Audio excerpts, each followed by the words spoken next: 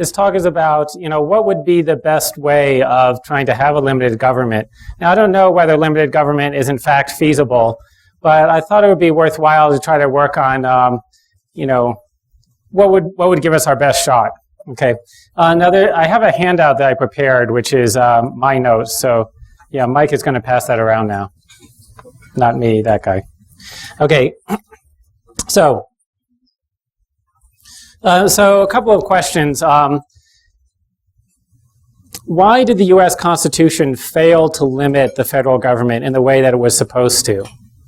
That's an interesting question. So I'm going to say some things about that. And also, could the Constitution have been designed differently so that it would have limited the government more effectively? Now, obviously, I'm presupposing some things here that the government did not in fact stay limited, which you probably already know. Here's the naive theory of constitutional government. So what we'll do is we'll just write down this set of rules for the government to follow, and then that will limit the government. They just won't be able to do any of the things that are not written down.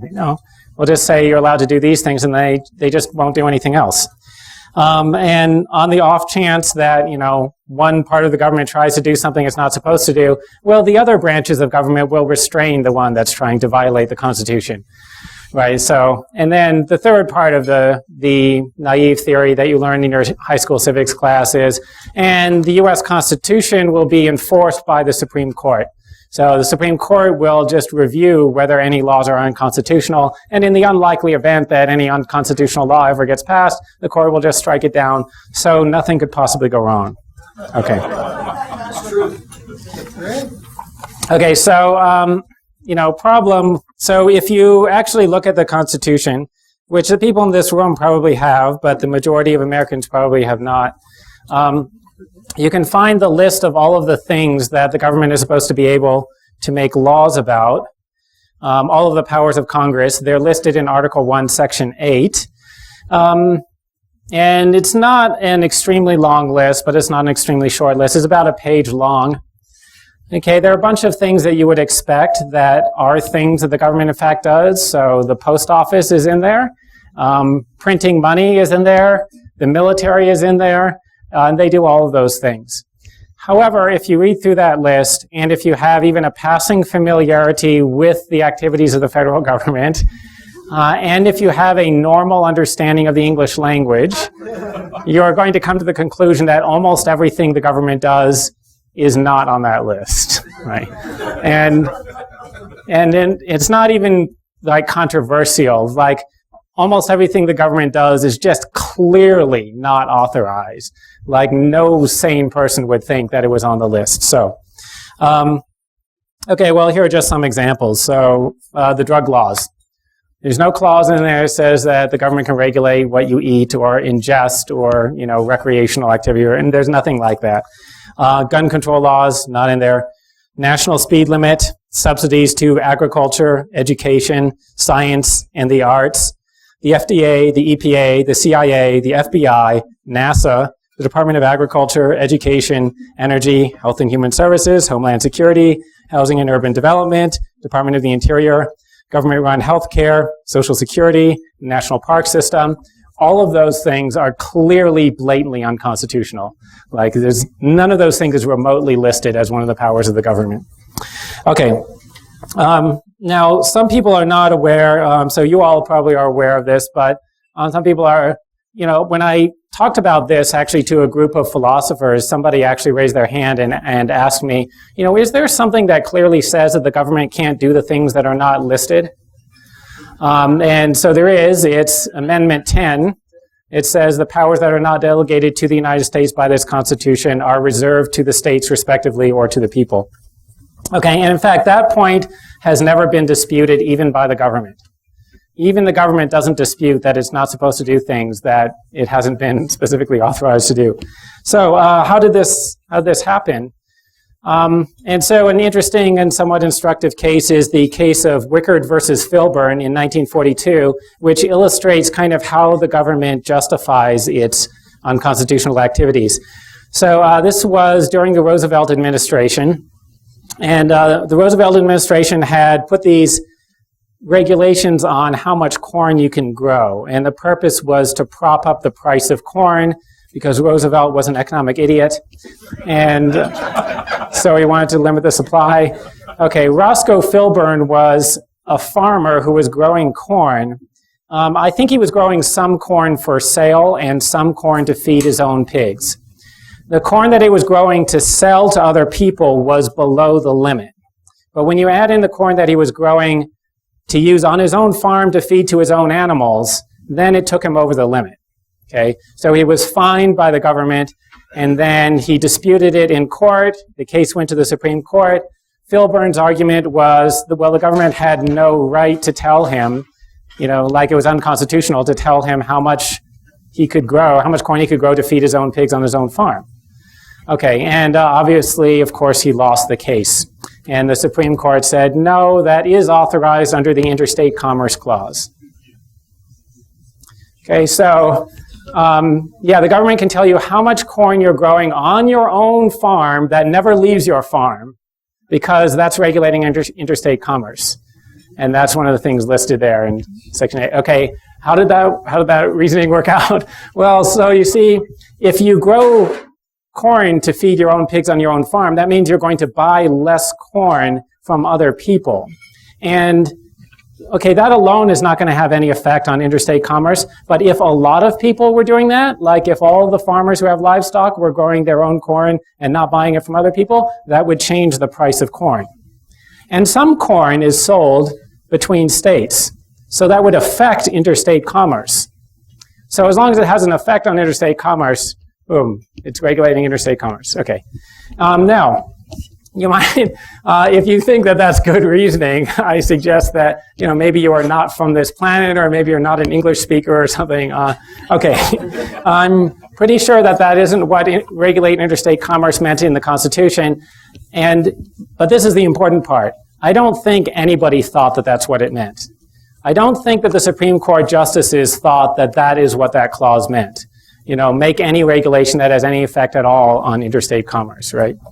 Rather, I think what happened was, moving on to, this is why the Constitution didn't work. Because the judges didn't want to enforce it. The judges just disagreed with the Constitution. So the problem wasn't, we shouldn't have had that interstate commerce clause. And the problem also wasn't, we should have just phrased it differently. The framers just weren't clear enough about what they meant by it. That was not the problem. The problem was that the judges didn't want to understand it. So if it had been phrased differently, they just would have made up a different rationalization. And if that clause had not been in there, they would have just picked some other clause that was in there. Maybe they would have said, it falls under it falls under the power to coin money. Because, it's going to affect the prices of things, and, prices of things have to do with money, so they're coining money, right? Or, if that hadn't been in there, maybe they would have said, it's national defense, price of coin has something to do, has an effect on the military, so whatever. Okay, here are the problems with the Constitution, why it didn't work. First, there's no one to enforce the Constitution against the government except the government itself. Right, and I think Hamilton, so this is in the Federalist Papers. I think this was one of the ones written by Hamilton, where he says, you have to get the government to control itself. But he didn't actually give a reason why that would happen. Right? He just said that would happen. Right? And you just write down this stuff in the Constitution, then you just assume that it's going to be followed. So, why is this better than saying, okay, here's how we're going to enforce the robbery laws. Robbers are going to arrest themselves, right? So there's a slight flaw in this, right? Okay, that's like saying the government is going to enforce the Constitution, right? They're the ones that you need it enforced against. Okay, second, why didn't the separation of powers into different branches of government work? Well, why would it? Nobody ever gave any explanation of why the different branches of government would prevent each other from violating the Constitution. Why would they do that? Why wouldn't they just cooperate and help each other to violate the Constitution?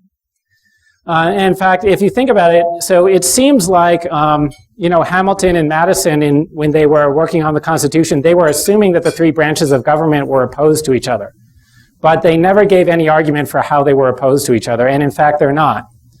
If you assume that all three branches of government want to be more powerful, then they all get more powerful if Congress makes more laws.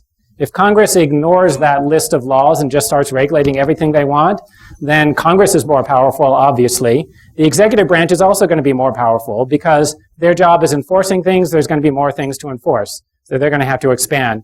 And the judicial branch is also going to be larger and more powerful because they're going to have more cases because there are more laws. There's no way in which the three branches are opposed to each other. So this theory of separation of powers just doesn't make any sense. Okay. The theory of checks and balances, okay, that's sort of the same thing. Another problem is that legislators view their job as being to make laws. In fact, they're even called lawmakers. They don't view their job as being to get rid of laws, right? So although that is a thing that they could do, but nobody ever refers to congressmen as law repealers. They refer to them as lawmakers. Right? And I think that just having this self-image means that they're just constantly going around trying to think of a law that they could make. However many laws there already are. And if you're not making any laws, then it sounds like you're just not doing your job. In fact, during the 2008 presidential campaign, one of the criticisms of Obama that McCain was bringing out was he had written 2 memoirs, but no major legislation. Right? It's like it's actually a criticism if you haven't made laws. So they're going to be constantly, and this is like a full-time job, right? They're there like all year, just trying to think of more laws that they can make, right? Same thing with regulatory agencies. They just think their job is to make regulations. They're just constantly trying to think of more regulations that they can make. Okay, another problem is that there's no actual punishment for violating the Constitution. So think about, again, an ordinary law that's enforced against ordinary citizens. So think about the robbery laws. What if there was no penalty for robbery? What if what happened when you committed an ordinary crime was you go to court, and if the court found that you committed the crime, they would say, stop doing that. And then they would let you go, and that's it. I think there would be a lot more crime. Okay, that's how it is with the Constitution. If the government violates the Constitution, then somebody can bring a suit in court and they might win, but then again they might not. Okay, but even if they win, all that's going to happen is the Supreme Court is going to say stop doing that. That is, they're going to say, okay, you can't have this law anymore, but there's not going to be any actual punishment. Okay, another problem is that in order to actually get something declared unconstitutional, you have to bring a court case. And in order to bring a court case against the government, you have to have standing, which is a certain legal term. And basically, it means that you have to violate the law, right? In most cases, you have to break the law that has been made that you think is unconstitutional and get arrested, right? And then possibly go to jail, and then you can, try to appeal it to the Supreme Court. By the way, the Supreme Court may or may not hear your case, right? So you first go to the appeals court, whatever, and eventually maybe you get to the Supreme Court and you ask them, and they don't have to hear your case if they choose to hear it. Then if they find against you, you go to prison. If they find in favor of you, then what do you get? Well, you don't go to prison. And then what does the government get? Well, then they have to stop making that law. They have to stop enforcing it. Okay, so in your case, you're taking a significant risk of going to prison in order to challenge this law, and the government is taking no risk at all. So that seems like a problem. In addition to the risk that you're going to go to prison, you have to spend tens of thousands of dollars. In fact, if you were going to go to the Supreme Court to try to get something declared unconstitutional, I don't really know how much this costs, but I'm going to say it's got to be hundreds of thousands, maybe millions of dollars that you'd be spending. So in order to get rid of an unconstitutional law, everything is stacked against the person who's trying to challenge the law. Okay, now that being said, so that is to explain why the government has not been effectively restrained by the Constitution. In particular, Article 1, Section 8 was kind of ignored, and the 10th Amendment. However, not everything about the Constitution has been ignored. So there are 3 kinds of constitutional provisions that you might distinguish. There are structural provisions. They describe the structure of government, that there are going to be these three branches. The legislature is going to be divided into these two houses. The executive is going to have a president and a vice president and whatever. Okay.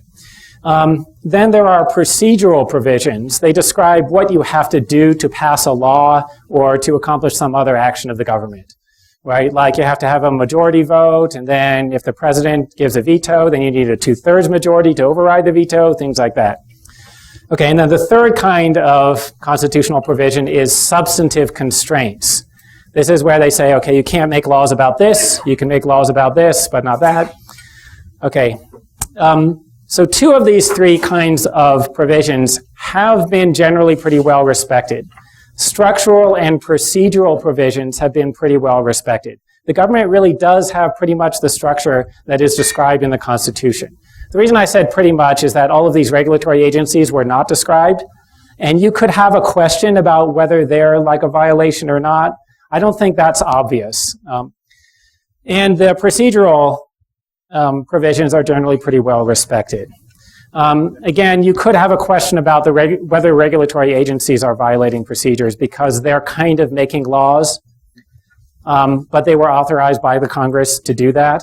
So you could wonder whether it's violating that, but you know, they're not obviously blatantly violating the structural and procedural constraints all the time, like the way they are blatantly and obviously violating the substantive constraints all the time. So this was my thought.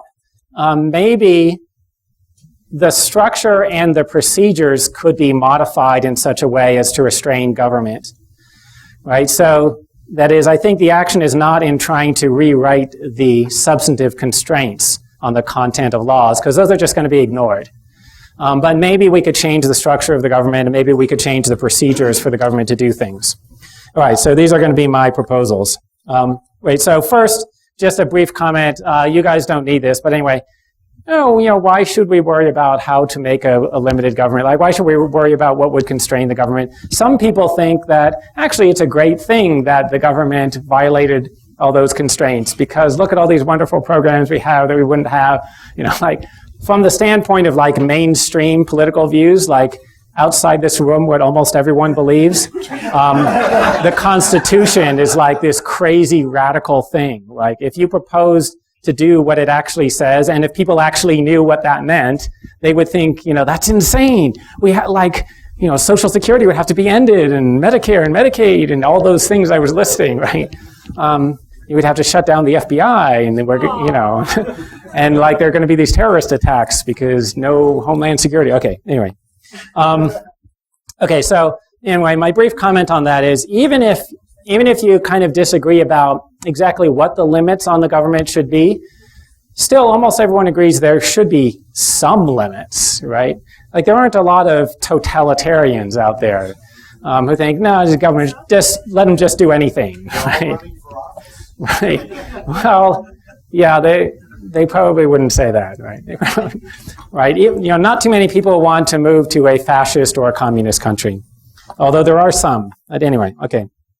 So it's still worthwhile talking about, even if you're not a libertarian, it's still worthwhile talking about how you could have a constitution that really restrains the government. Okay, so these are my proposals. I have three main proposals. The first is a supermajority voting requirement. So there should be a 2/3 majority required to pass any legislation. Okay, why is that? Now, well, it's going to make it harder to pass laws. There are going to be fewer laws passed, right? And the thought is basically that the things that get a very large majority are probably laws, on average, they're going to tend to be laws that there's a stronger case for making them, right? And the things that fail, they can't get the 2/3 majority, like maybe they would only get a simple majority, but they wouldn't pass the 2/3 bar. Those are going to be things that are more controversial, which probably means that the case for them is not as strong. Okay, now you might think to yourself, again, this is like the kind of objection that I would get in most crowds. They might say, but look, if there's a simple majority, but there's not a 2/3 majority, maybe the law is a good idea. So if you have this supermajority requirement for all laws, a lot of good laws are not going to be passed. Okay, so now, without trying to convert somebody to libertarianism wholesale, I'm just going to suggest that, no, I think that there tends to be a bias in favor of making too many laws. And, for reasons that you could appreciate even without being a libertarian, right? So, one is just because the legislature regards themselves as lawmakers, they're going to have a bias towards making laws, as opposed to repealing laws, because they don't think of it as their job to get rid of law. Often inaction is the wisest course, but it's very kind of psychologically difficult for people to accept that. So I have an analogy that I like to give, which is medieval medicine. So during the Middle Ages, the doctor was more dangerous to you than the disease that you had. Okay, they had theories of medicine and they had treatments, but we now know that it was pretty much completely wrong. Like the medieval theories of what caused diseases, I don't know if a single one of them was correct. I don't know, but the main theories that they had were 100% wrong, and the remedies that they had were 100% wrong. Like they would do nothing for you, and in some cases they would actually harm you. Why is that? I mean, so on the face of it, just reflect for a second. Isn't that weird? Because the doctors weren't trying to harm you; they were trying to help you, right? So even if they knew nothing, you might think maybe 50% of the time they would help, 50% of the time they would harm. Why were they always harming and never helping? The reason is the human body is an extremely complicated mechanism where things are they're in a certain order and they're functioning together. And the overwhelming majority of changes that you could make to it are harmful. Right? Like if you just take a random body part and move it a random direction, a random distance, there's a near 100% probability that it's harmful because almost every other arrangement of the body is harmful. Okay, so here's a hypothesis that society is kind of like that. It's a complex mechanism. And almost everything that can be done to it is harmful. And in order to do something that's actually helpful, you have to have very specific, detailed knowledge, right? So like in modern medicine today, now we do have some very specific, detailed knowledge that we didn't have 400 years ago. We do not have that kind of knowledge about society. Like we don't have knowledge of how society works so that we could predict social changes in the way, that doctors would have knowledge of the human body today, right? We're now in the state of medieval medicine. So most of the time, you should just not do anything. That's not going to solve any problem, but it's not going to make anything worse, right? So, imagine that you call a doctor and you have this terrible problem and you say, doctor, do something. He goes, no, I don't know anything that I can do. So I'm just not going to do anything. Sorry, bye. Okay, and then you're going to think that doctor sucks and you're probably going to call another doctor, right? But actually that might be the wise thing, right? Okay. Okay, and the other reason why we should be wary of making too many laws and, we should try to sort of stack things against laws is that it's better to not make a law than it is to make a bad law. And so it's worse to make a bad law than it is to merely fail to make a good law. The reason for this is that making a law entails coercion. And so making a bad law entails unjust coercion. Failing to make a good law is merely failing to coerce someone in a case when you would have been justified in doing so. But it's not as bad to just fail to coerce someone in a case where you would have been justified in coercing them. Right? That's not as bad as coercing someone when you're not justified in doing so. Right? Okay, so that was all about defending why there should be a supermajority requirement for making laws. How much time do I have? How much time have I taken here? As much as you want. Yeah. Okay. You're at 23 minutes. You're fine. Okay, sounds good. Okay, so my second proposal is there should be what I call a negative legislature. So you're all familiar with the ordinary positive legislature. This is the thing that we have and that, I don't know, maybe every country in the world has, where there's a bunch of people who pass laws. Okay.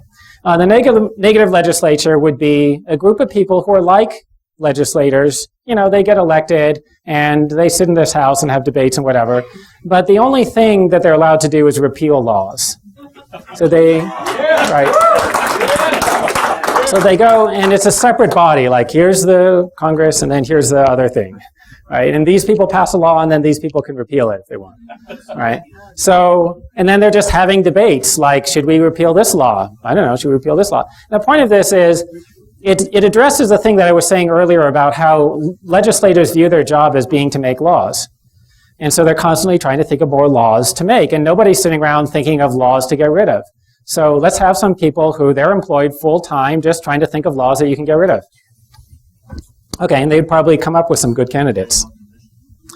Okay, and then, also, this sort of addresses the point that I was making that the different branches of government in the current system are natural allies of each other. So when the legislature gets more powerful, so does the executive and the judicial branch. But actually, the negative legislature would really be opposed to the positive legislature, because the only thing that they can do is undo what the other people did, right? So there would actually really be an opposition between different branches of government. Okay, other things that you might think, maybe the negative legislature should have the power of preemptive repeal. So they can just say, if ever such and such law gets passed, it's repealed already. So this would avoid the situation where, a law gets passed and then the next day they immediately start trying to repeal it. Just make it so that, they're not even going to bother to pass in the first place because it's going to be gone as soon as it passes.